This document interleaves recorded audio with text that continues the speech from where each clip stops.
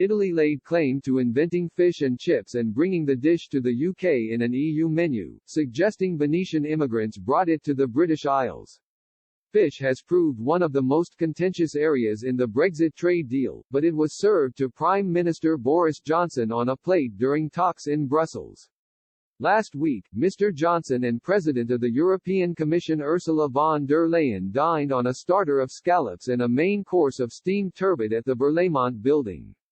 Negotiations have faltered on fishing rights, among other issues, and the Commission's menu was seen as a pointed gesture by some.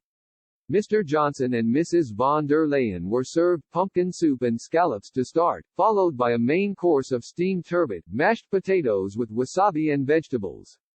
The starter might have also invoked memories of the Scallop Wars in 2018, when British and French fishing fleets clashed in a dispute about access to fishing grounds in the Baie de Seine. As the talks continue in Brussels this week, it appears the Italians and the British have also had a few squabbles over fish. In 2015, civic chiefs in Rome added fish and chips, a long-considered British creation, to school menus as part of moves to reflect the culinary heritage of other EU nations. However, in the description offered to students, Italian council bosses claimed the British delicacy might have in fact originated in Italy. They referred to the novel Oliver Twist by Charles Dickens and suggested immigrants from Venice may have introduced the meal to the British Isles. Fish and chips was chosen as the dish to represent Britain on the EU menu and proved to be one of the most popular items.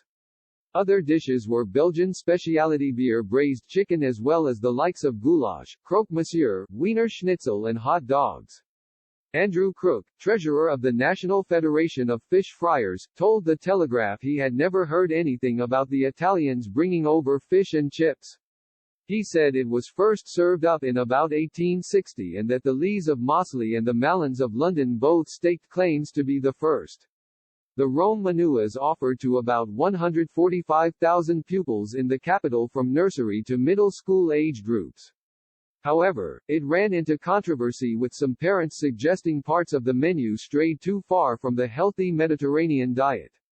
Defending the project, former Rome councillor for schools, Alessandra Catoy, was quoted as saying, "This is a small educational project to explain the origins and traditions of some dishes the children already eat, and it gives teachers the opportunity to explore the idea of Europe."